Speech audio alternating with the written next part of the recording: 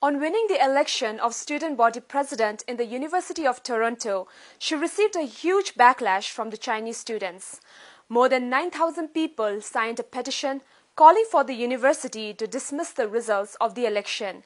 However, her victory saw thousands of congratulatory messages from Tibetan netizens across the world.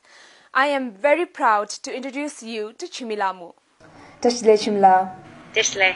Firstly, I would like to congratulate you on being elected the President of the Students' Union. Thank you. Thank you very much.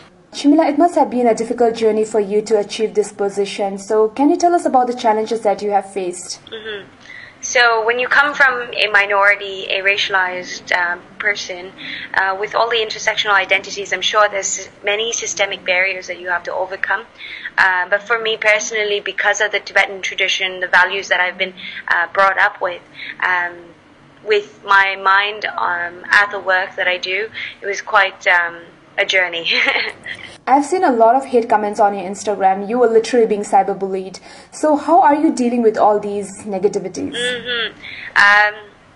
Initially, when I first saw the hate comments, I thought to myself, what type of leader am I? And I questioned myself because some of them were actually my students from my campus, right? So if I'm supposed to be the president representing these students, it really says something about my leadership qualities.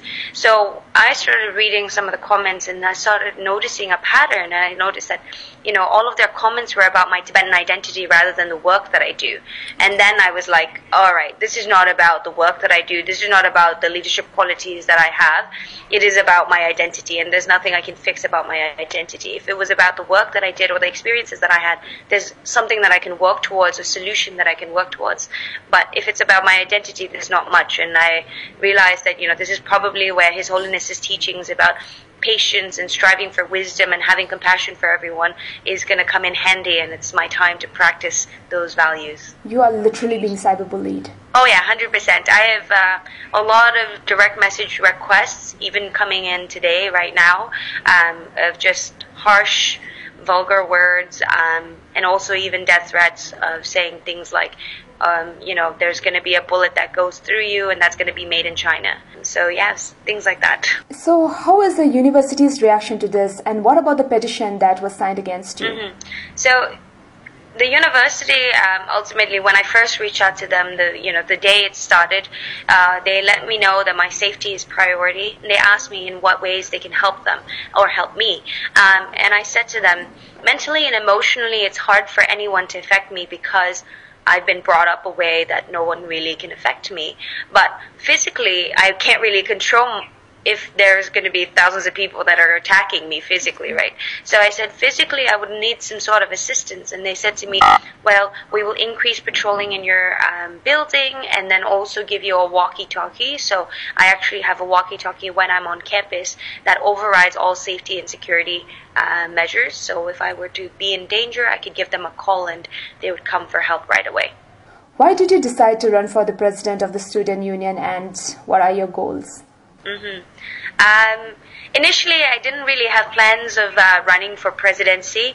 My work started within the campus as a racialized student collective coordinator, standing up for rights for the minorities, talking about Islamophobia on campus, talking about racism, talking about anti-blackness and anti-indigeneity. So these are things that I was passionate about because I worked within the Tibetan community as a board member, as part of SFT, Students for Free Tibet. And so with the experiences that I gained, I thought, it's valuable skills that I've learned, and maybe it's time for me to implement those skills in my own campus and try to benefit the students here. And so after I did that, I was encouraged to run for Vice President Equity, and I did, and currently I serve as a Vice President Equity. And then I thought to myself, if there is a possibility that I could be the president, I would be the representative of 14,000 students. And for a Pheba, a Tibetan girl, to be able to become the president, it is quite a feat. And so I ran, and fortunately I won. Now that you are the president of the Students' Union, so what are the responsibilities that you will be holding? So ultimately, I would be the representation of the 14,000 students, whether it is about lobbying and advocacy work, about student rights in front of the university or the government. I would be sort of the main representative. In addition to that, I'm responsible for running the union along with the executive director. Our union is a separate entity from the university, and our main objective is to serve the students, right, and be that advocacy body in between the university and the students' voices. So our working budget is approximately about $2 million every year. How do you feel about winning the election with all the attacks that's being made on social media, and yet having thousands of Tibetans supporting you from all over the world? It must be a mixed emotion for you. Truly. Like I said, in the first stages, it was a little, it caught me a little back. But after that, when the influx of love and support started coming in, I honestly have no mixed emotions. I am content and very, very, very grateful for all the love that I've been receiving. So because of that support, I feel almost invincible at this point.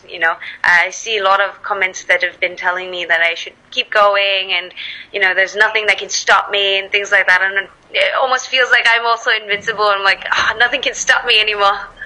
So finally, what is your piece of advice or message to the young Tibetans who are aspiring to excel in their own particular fields? I would say never give up, and please, please, please continue trying. And if you can find a position of power or privilege where you can stand up, or a stage where you can get up and try something new, I would encourage you to do it. It is one thing to just try it for yourself, but it is another thing for you to be a representative of your community. Tibetans in general have been known for being, good human beings, and known for their soft skills of being loving and compassionate. And those sort of qualities, you'd be surprised that the world doesn't actually have that much of it, right? And when you go into these spaces as a Tibetan, you have so much to bring onto the community. Right, and that's what I realized, because in my community, I thought at the U of T Scarborough campus, I was just another student. But I realized that because of my upbringing, I'm very different from other students. I've been able to deal with it because of my constant practice at the Chutso, which is the Buddhist center that is nearby, or because of my parents and my mentors in my life. That's a wonderful message, Chimila. Thank you so much for speaking to Tibet TV. It was lovely to have this talk with you today. Thank you so much. Take care.